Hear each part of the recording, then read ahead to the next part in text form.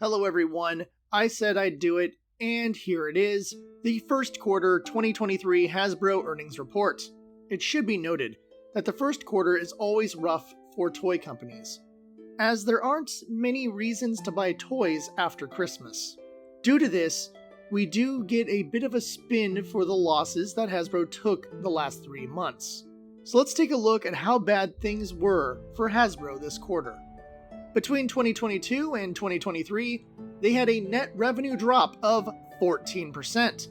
However, they still made over $1 billion this quarter. So they made the money, just not all the money. Their product categories have changed a bit, but they all took an overall loss this quarter.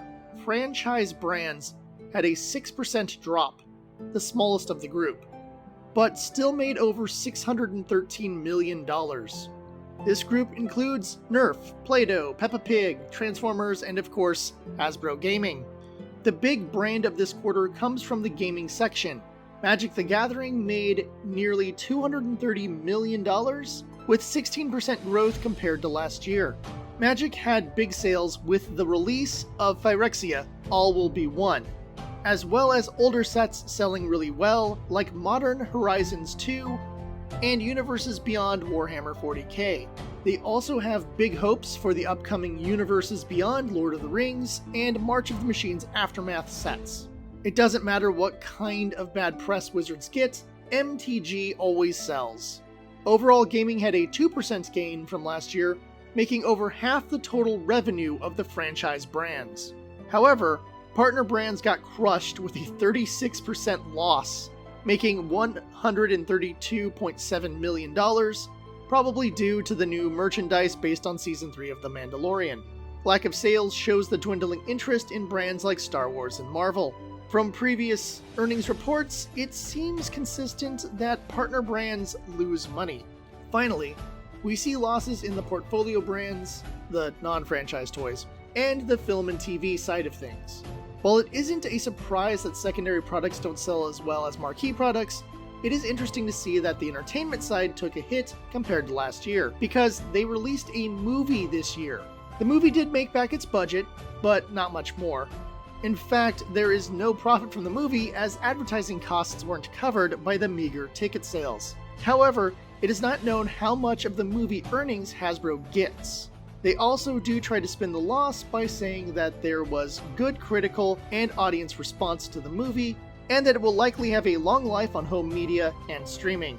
Time will tell, but I doubt this will get the cult classic status like the Jeremy Irons original. They also praised the movie for introducing tens of millions of people to the D&D brand, which might be true, but just because people are aware of a brand doesn't mean they will buy it. After all, they said nothing about the sales of the movie-themed action figures, nor an increased sale in D&D products. They also pointed out that the second quarter won't be great, but they think it'll be better than the first quarter. They are also proud of their cost-cutting measures, which includes many jobs, because the easiest way to save money is to not have to pay employees. What I find interesting is that there was no discussion about Dungeons & Dragons, with the exception of the movie. All the Wizards of the Coast profits are connected to Magic the Gathering, with no mention of D&D. I also agree with Hasbro that the second quarter will look much better for them. Magic will continue to sell, and summer movies may boost some toy sales. Not only that, but their reported collaboration with Mattel should bring in the collector's market. I think many of us were expecting Hasbro to be a bit harder hit this quarter, but they still took an overall loss. I think those of us who have been fighting against Wizards have made our voices heard to some extent. And if more people learn why we fight, then the overall voice of the fandom will get louder. Hasbro keeps taking losses due to many different upset customer groups. No single group can change the Hasbro corporate culture alone. But if all of us continue to stand up and make our voices heard, this could be a death by 1,000 cuts for Hasbro. Thank you for watching, and a big thanks to all of my new subscribers. Until next time, fight the good fight, and I'll see you at the tavern.